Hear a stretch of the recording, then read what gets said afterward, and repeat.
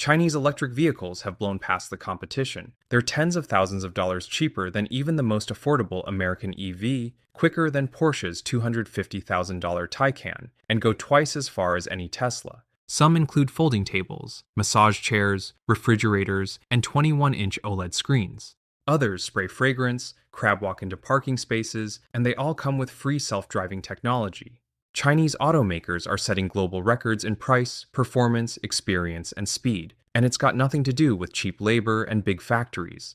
BYD mines their own lithium, produces batteries that don't catch fire when punctured, and are now making cars that can drive on water. Geely's HUDs project navigation directly onto the road, and their satellites enable GPS accuracy down to the centimeter. Meanwhile, Xiaomi did in 3 years what Apple could not accomplish in 10, transitioning from smartphones into cars as the world's latest and fastest growing EV maker. Within China, EV startups and legacy automakers are battling to claim the throne, which has driven their present-day arms race for innovation. And while Western automakers take 2 to 4 years to release a single EV, Chinese automakers do it in half the time.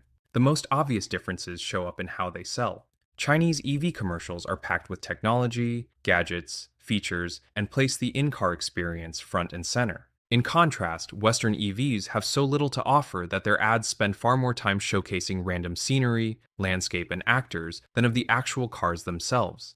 And in the US, up until last year, any EV maker not named Tesla had to constantly make videos teaching their owners how to find charging stations and to always carry adapters because there was no unified standard or enough public charging infrastructure. But rather than let customers choose for themselves, Chinese EVs remain shut out of the US and Europe. Their governments won't let them in under the excuse of national security and protectionism. If they were allowed in with these prices and performance, the old guard would be wiped out within the year, and it's already happening. In the few countries that permit imports like Australia, Thailand, and Brazil, 9 out of every 10 EVs sold today are from China. Ultimately, those who criticize Chinese EVs as unfair state manipulation fail to understand that the auto industry has never been a free market. What China is doing today is following the same century-old playbook that the West used to build up its own giants. Every major automaker today, Mercedes and Volkswagen in Germany, Toyota and Nissan in Japan, Hyundai and Kia in Korea, and General Motors, Chrysler, and Ford in the US, were nurtured into titans through decades of tariffs, loans, subsidies, and favoritism by their countries. They were given every legal, political, and monetary tool needed to dominate their domestic market. Any outsider who steps onto their turf gets hit with so much regulation or tax that they can only operate at an artificial disadvantage. As a result, nationalism, the very thing fueling Chinese EVs today, has always been the main ingredient for the auto industry. This is not the first time that American automakers have been outclassed. Their current outcry over the Chinese in the 2020s is no different than what happened in the 1960s with the Germans and 1980s with the Japanese. Nationalism is not inherently wrong so long as it leads to innovation. Germany bet on car manufacturing to re-energize its war-torn economy and re-establish the country as an industrial superpower. They placed heavy tariffs on all foreign cars and funded Volkswagen, Mercedes, and BMW. This ensured that Germans would always buy local, and their homegrown automakers would have the space, resources, and runway needed to leapfrog America's automakers. The first Volkswagen and Mercedes imports in the US blew past Detroit's gas guzzlers in practicality, design, precision, and safety. By the 1950s, they had become the gold standard in automotive precision and solidified the reputation of German engineering around the world. Unable to compete on merit, GM, Ford, and Chrysler cried wolf, claiming that these imports were unfair, destroying jobs, threatening national security, and driving anti-American rhetoric. To prevent a total bloodbath, Uncle Sam slapped a 25% tax on all foreign trucks. Trucks were Detroit's bread and butter, yet sedans remained untouched, as the government didn't want to spark a trade war. 60 years later, this tax remains and is the main reason why Ford, GM, and Chrysler today still hold so much of the US pickup truck market. The Japanese came 20 years after the Germans. Honda, Toyota, and Nissan entered in the 1980s with the cheapest and most fuel-efficient cars ever made. With rising gas prices, the American middle class flocked to Corollas, Accords, Camrys, and Civics for their fuel economy and reliability. American automakers cried wolf once again, and the US government slapped import quotas onto Japanese cars. When those measures backfired, the Japanese simply moved their production to the US to bypass import restrictions and proved that they could build a better car with American workers than Detroit ever could.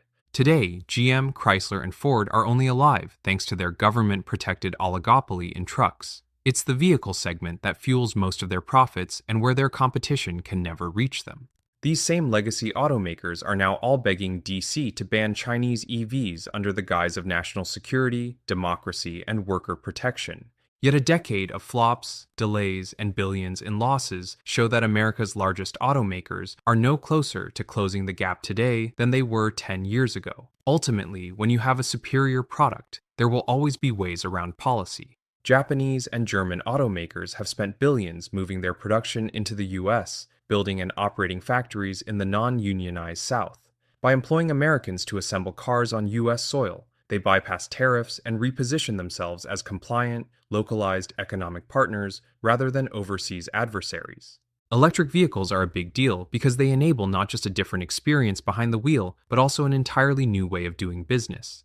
How EVs are made and sold run counter to an entire century of automotive tradition. Japan and Germany both wielded protectionism and state investment to develop technology that would leapfrog American automakers, elevate their cars into a symbol of national pride, and become the backbone of their post-war economies. Their innovations were substantial but ultimately linear leaps in the 100-year-old world of internal combustion engines. What China is chasing today is an exponential leap that could surpass what Japan and Germany achieved combined. In this Modern MBA episode, we dive into the economics of EVs and explain just how China is toppling Western automakers.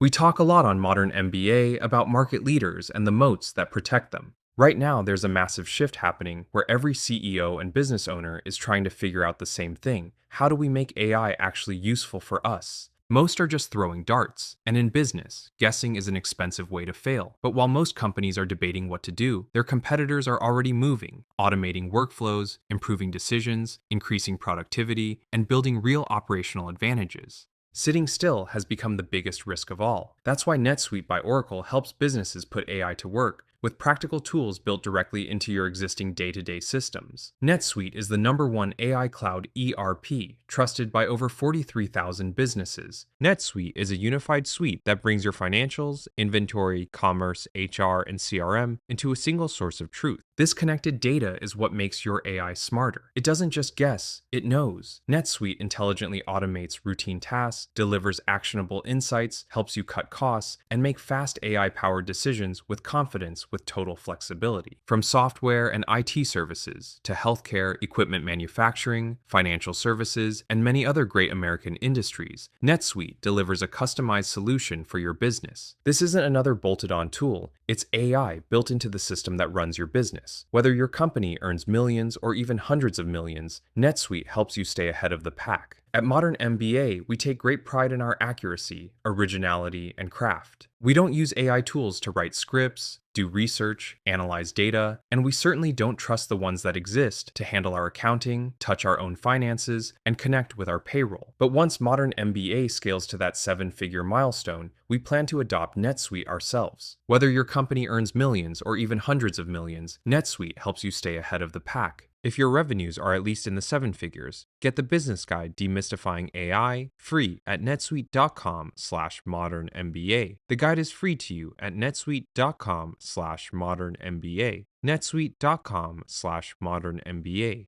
To comprehend the business side, we have to first understand the differences between internal combustion and electric vehicles, and why it's not as simple as just swapping out gas engines for electric batteries. For the past 100 years, the auto industry has been built on outsourcing. The more you outsource, the lower your costs and the higher your return on investment. This model is identical to that of hotel chains, who design the room, control the customer experience, and manage the staff, but rarely own the building or land.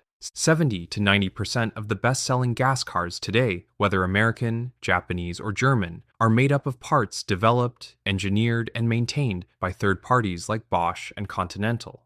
Thus, traditional automakers are assemblers, not manufacturers. They're like the people you hire to assemble an IKEA couch, except the parts come from different companies, there are no instructions, and they were never designed by their suppliers to fit together. Because a single car is made up of tens of thousands of components from hundreds of suppliers, it takes tremendous coordination and modification to integrate everything into one vehicle. Outsourcing allows automakers to pass through liability and capex. When a part is no longer needed, automakers can just stop ordering, instead of being saddled with factories and workers they can no longer use. Under this modular architecture, failures are isolated to a single mechanical part, rarely cripple the entire vehicle, and can be traced back to the exact supplier who can then be held accountable. The suppliers themselves have no incentive to move up the value chain as they want to sell to as many automakers as possible. But car parts are as much electronic as they are mechanical. Every feature, from cruise control to heated seats, is a mini computer that requires its own power and data. Every light on your dashboard is a status update from a computer. Thus, a gas car is made up of not just tens of thousands of independent mechanical components, but also hundreds of these computers from the same suppliers, each running its own proprietary code. Automakers historically called these computers black boxes, since they didn't know or care to know how they worked. They only needed to know what signals went in and what signals came out. This is why gas cars contain miles of copper wiring just so all these computers can fit inside. Automakers have no ability or access to modify the code on these computers themselves, since it's all owned by the supplier. If an automaker wants to update, they have to wait until after the supplier writes new code and ships it on a new computer to be physically inserted into next year's model. The only things that traditional automakers do not outsource is the engine and body. The engine is their primary differentiator, an embodiment of engineering prestige measured in horsepower or fuel efficiency, and what makes all those signature sounds, vibration, and feel. At the same time, internal combustion engines are technical, proprietary moats built on billions of dollars and decades of testing. You can't buy a production-grade IC engine off the shelf. This is why there hasn't been a new mass-market IC automaker in decades, as no company has ever survived building their own without government support. And because automakers are liable for safety, they have to control the welding, material, and structure of the body to ensure that the car holds up in a collision. It's wholesale in, wholesale out. Automakers buy parts in bulk and sell the assembled product in bulk to dealers. They get paid when a vehicle leaves their plant and have no responsibility for whether the car actually sells. Hence, dealers care only about maximizing one-time sales, even if it comes at the expense of the brand and consumer experience. As franchises, they can mark up prices as much as they like. This disconnect between wholesale and retail is what has driven the painful shopping and haggling that have defined the American car dealership experience for generations. For decades, this was all completely rational. Why make parts if there are proven suppliers who can provide them at prices that no single automaker could ever achieve in-house? Why get into the weeds when there's enough complexity assembling everything together? Why go direct to consumer when you can sell in bulk to dealers? As a result, gas cars are like spaghetti, where thousands of parts and hundreds of computers are physically smushed together to form a single vehicle. The resulting experience is static. Any upgrade must be negotiated through its respective supplier, who doesn't care beyond the component that they've been contracted to deliver. This leaves automakers with little control over the evolution of their vehicles beyond the engine and chassis. Thus, when you buy a gas car, you're paying for not just the automaker's margin, but all the other layers of margin that every supplier has charged them for their component. Electric vehicles shatter this century-old playbook. In this new world, vertical integration is necessary. While gas cars are built as compartmentalized mechanical machines, EVs are software-led unified systems where most parts are made in-house. EV makers embrace manufacturing and willingly invest billions upfront to control the consumer experience, accelerate innovation, and own as much of the supply chain as possible. They ditch the outsourcing, distributed architecture, copper wiring, and black boxes in favor of high-speed data cables, centralization, and software. When you steer, brake, or accelerate in an EV, you're not physically engaging the mechanics. Instead, you're providing data to sensors and supercomputers that translate your physical intent into digital commands for each corresponding component. Since most of the parts are made in-house, they speak the same language, share data, and are designed from the start to work together. As a result, EVs can orchestrate logic across components in ways that gas cars never could. The battery automatically preheats based on the GPS's ETA to enable maximum charging speed before the car arrives at the charging station. Cameras double as motion sensors and set off alarms if someone attempts to break in. If the battery drops to 5%, the car proactively dims lights, shuts off air conditioning, and limits the motor to preserve energy. This centralization is also what makes autonomous driving and over-the-air updates possible. Electric vehicles have cameras that stream gigabytes of data in real time to the car's central computer, which performs trillions of calculations per second and relays precise virtual commands to the motors and brakes to execute within milliseconds. Because EV makers own most of the internals, they can remotely and continuously optimize any aspect of the vehicle over the internet, even if the car is already in the customer's hands. It's the opposite of how cars have been made for the past century. EV makers start with a vision and then work backwards to produce all the hardware and software needed to achieve it. In contrast, traditional automakers must bend their visions to accommodate suppliers and are constrained in what they can achieve as last-mile assemblers. With so much of the execution outsourced and every supplier constrained by their own budget, ability, incentives, and scope, the gas car is and will always be a patchwork of mechanical compromises. This fundamental shift in architecture, manufacturing, and business is why all the legacy automakers have struggled to make competitive EVs. They only know about engines and procurement. They work off of multi-year release cycles rather than the 12 to 18-month agile timelines of EV makers. It's not that Ford or Honda don't know how to write good code, it's that they've never even written code in the first place. While their supply chains have been perfected for IC commodities like spark plugs and transmissions, the EV supply chain requires entirely different components and raw materials that existing suppliers do not possess.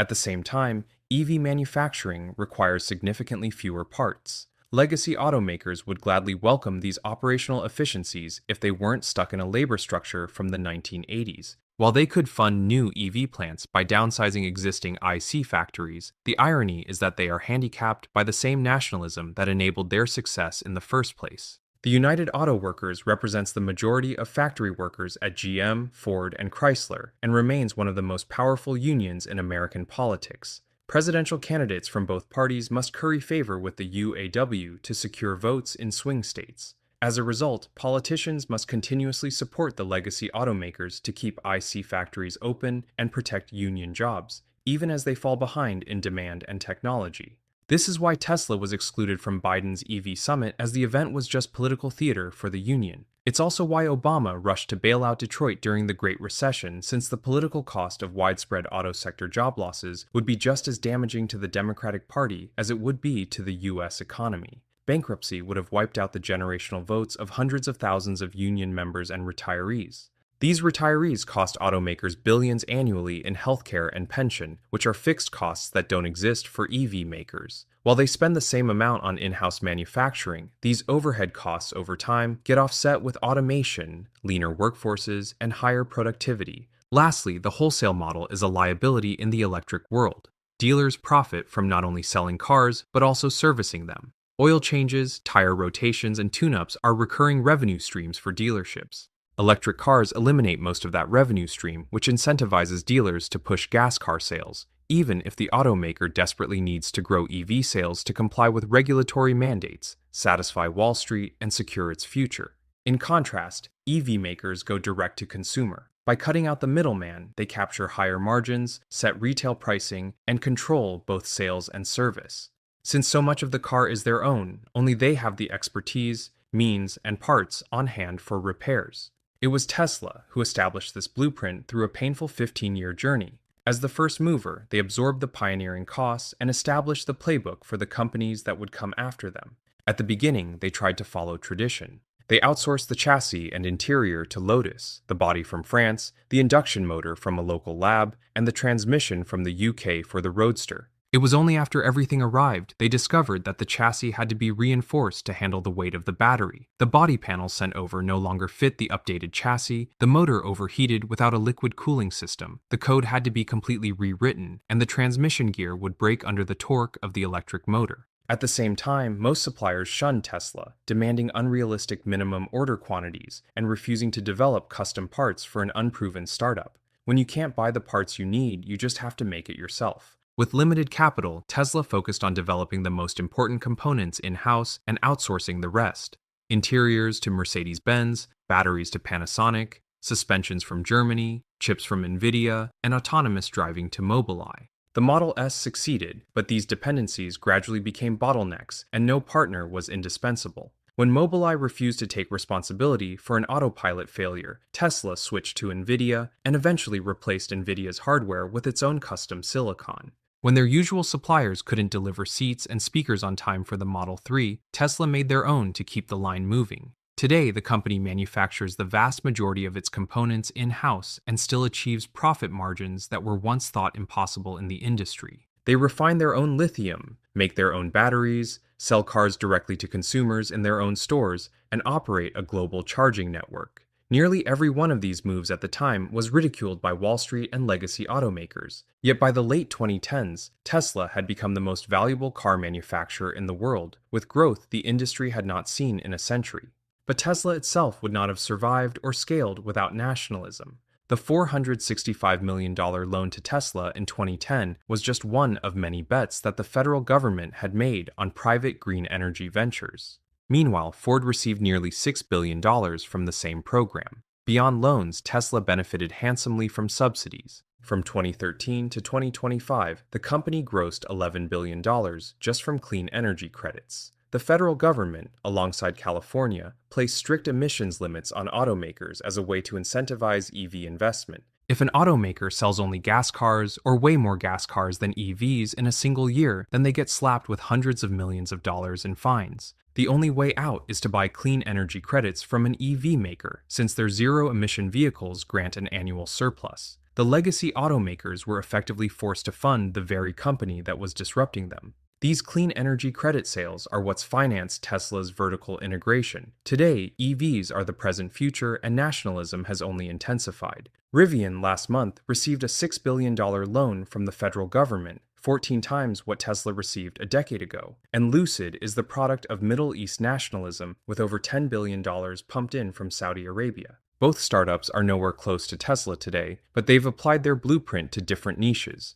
Rivian targets the commercial delivery and off-road segments, while Lucid chases after the high-end affluent consumers who want more than a Tesla. All these EV makers are now monetizing their vertical integration, licensing their in-house tech to legacy automakers who have given up trying to build their own and selling autonomous driving as software subscriptions for consumers. At a macro level, the modern US government plays the role of a venture capitalist. They provide capital but leave innovation and execution exclusively in the hands of the private sector. Every problem is treated as a market to be solved by for-profit private enterprises. Politicians nudge markets through subsidies and procurement, but intentionally remain unopinionated about what shape the market should take or what form the solution should be, so long as it's American. Companies are expected to compete and solve all the structural challenges on their own. When a winning innovation does emerge, the government will frequently step in to help that company scale and hold on to its market share through incentives, rebates, deregulation, or protectionism.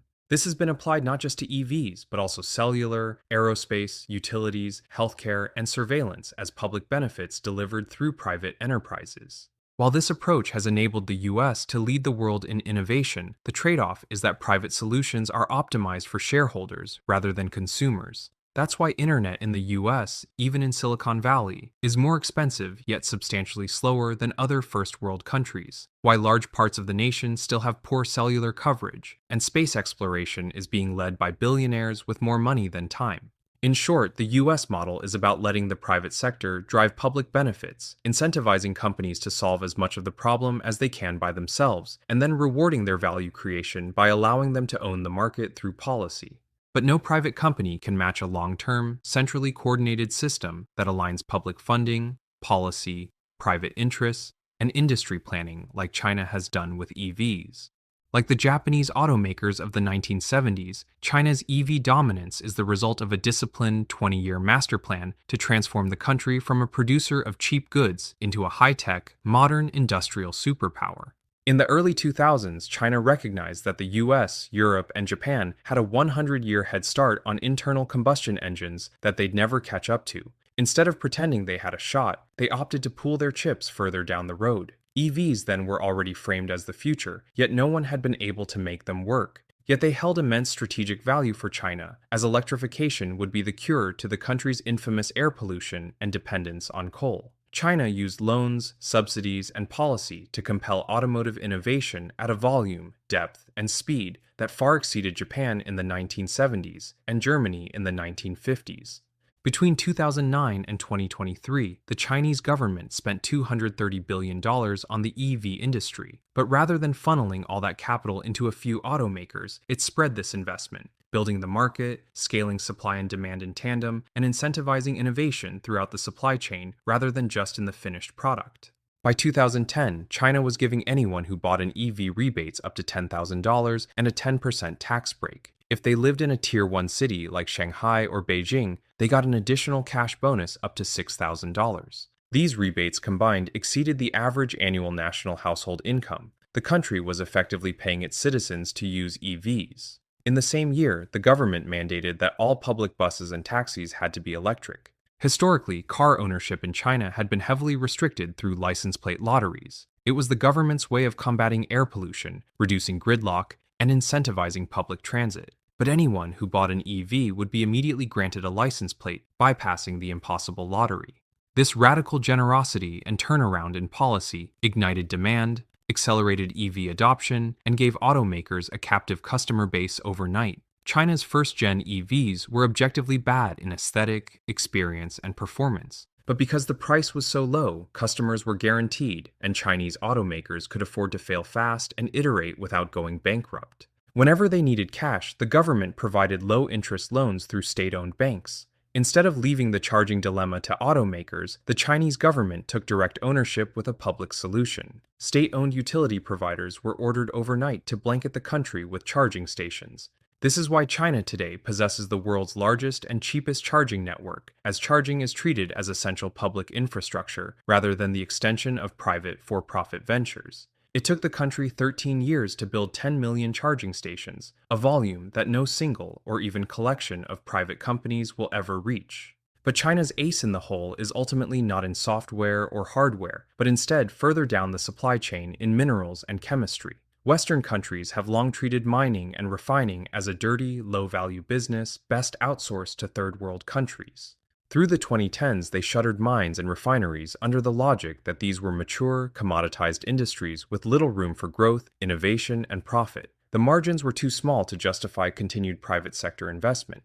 When these firms rationally exited these industries, so did the knowledge and industrial ecosystem that once surrounded them. Western governments allowed this erosion as they trusted entirely in the wisdom of the private sector, failing to realize that these dirty industries are the foundation for high-value sectors like aerospace, defense, and EVs. In contrast, China took the long view and treated mining and refining as a problem that could only be solved through the public sector. Through state-owned enterprises and long-term policy, China absorbs the short-term economic losses and environmental costs to build the long-term ecosystem and talent pool needed to fuel domestic private sector innovation.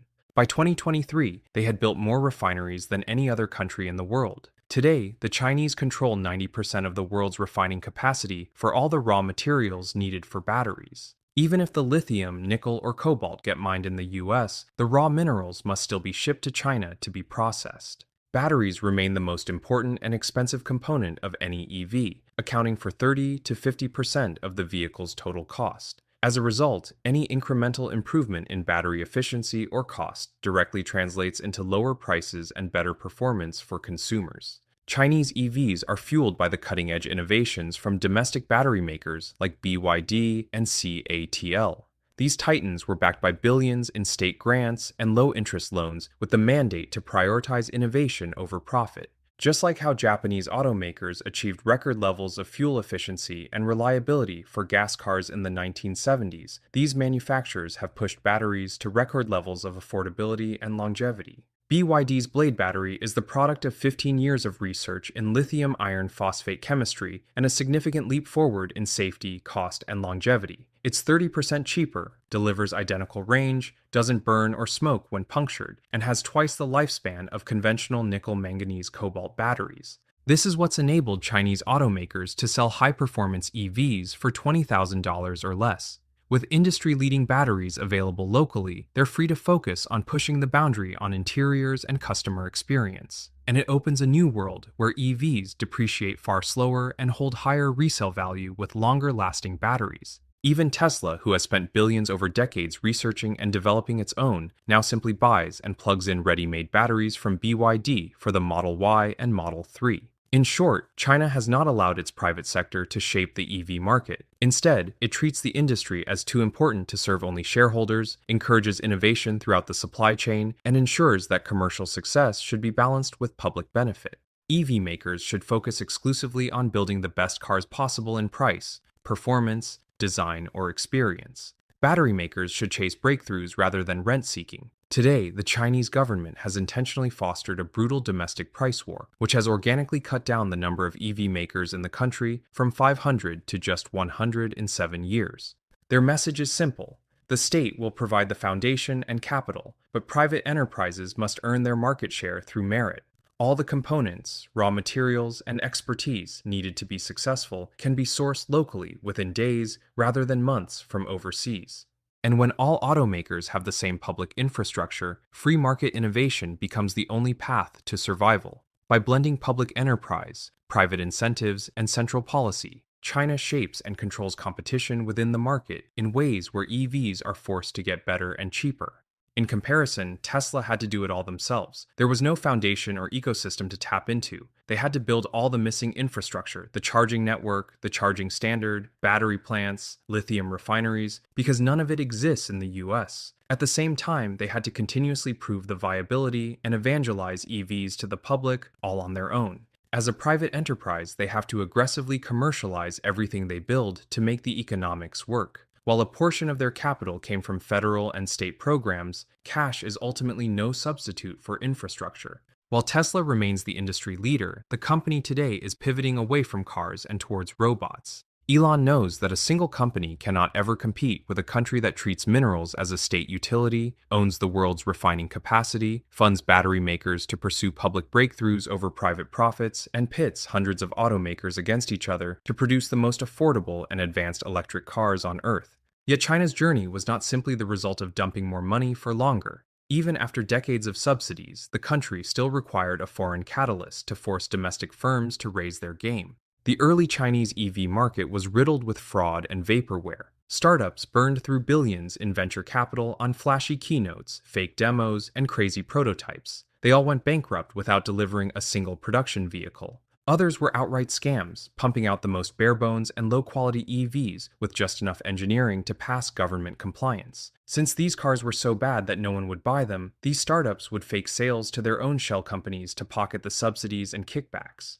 Most of these EVs wound up in landfills. By the late 2010s, Beijing realized that the market they had fostered was failing. With generous subsidies but no credible free market threat, domestic automakers and battery firms had become too spoiled with government handouts to innovate. Instead of doubling down on nationalism, the Chinese government did a 180. They invited their biggest competitor to expose domestic stagnation. They rolled out a red carpet for Tesla and showered them with benefits that no Western company had ever received in history: $1.4 billion in state loans, discounted land, tax breaks, and matching consumer rebates. They even changed the laws to allow Tesla to operate in China as the first ever fully foreign-owned automaker, exempt from the mandatory 50-50 joint ventures that are still required for Mercedes, Ford, and Toyota. In exchange for market access and state resources, the Chinese government required Tesla to source all of its parts locally. This forced Chinese suppliers and battery makers to level up to meet Tesla's standards and specifications, which in turn elevated the entire domestic ecosystem. When the first Shanghai-made Model 3 rolled off the factory floor in 2019 at the same price as local EVs with 10 times the tech, experience, and performance, the free market wiped out all the zombies, laggards, and fraudsters. Tesla's presence and state endorsement sent the surviving Chinese automakers scrambling. The message was clear: innovate or be stamped out entirely. This was just 7 years ago.